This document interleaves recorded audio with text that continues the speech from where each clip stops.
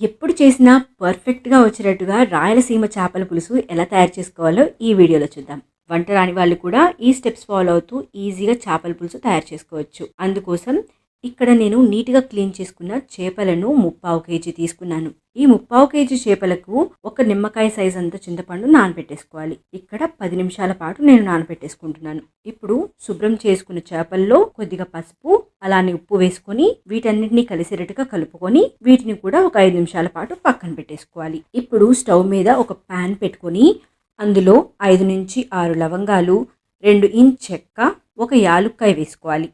వీటితో పాటుగా 1 table spoon జీలకర్ర, పావు టేబుల్ స్పూన్ మెంతులు, అలానే 2 టేబుల్ స్పూన్స్ ధనియాలు వేసేసుకోవాలి. ఇవన్నీ కూడా ఆయిల్ లేకుండా దోరగా వేయించుకోవాలి.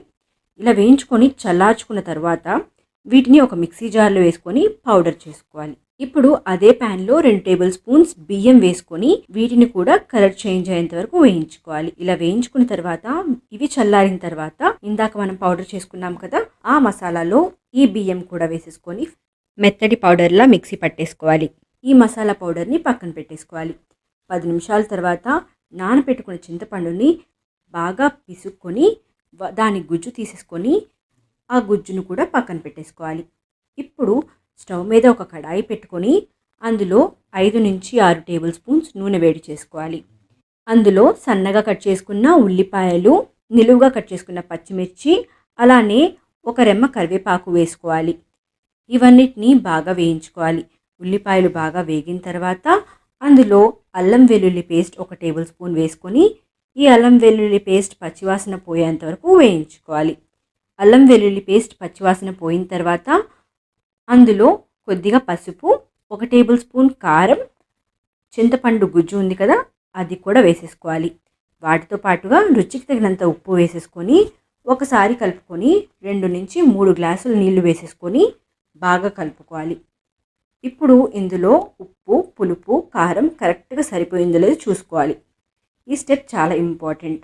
ఇక్కడ ఈ పులుసులో ఉప్పు, పులుపు, కారం బాగా పడితేనే చేపల పులుసు టేస్టీగా వస్తుంది. కాబట్టి ఇవన్నిటిని అడ్జస్ట్ చేసేసుకొని మూత పెట్టేసుకొని ఒక 5 నిమిషాల పాటు ఉడికించుకోవాలి.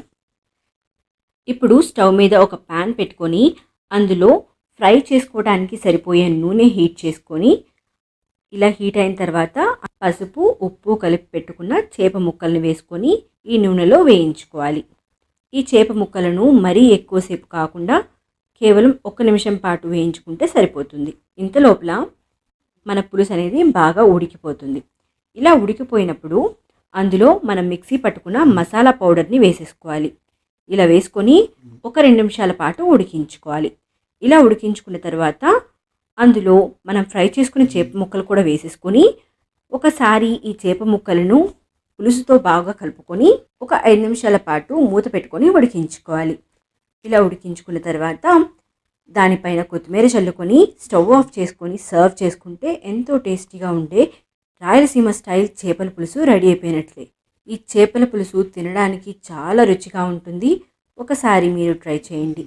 ఈ వీడియో మీకు నచ్చినట్టయితే లైక్ చేయండి, షేర్ చేయండి. ఇలాంటి మరిన్ని ఇంట్రెస్టింగ్ రెసిపీస్ కోసం మా ఛానల్ని సబ్స్క్రైబ్ చేయండి. మళ్ళీ కలుద్దాం. Bye bye.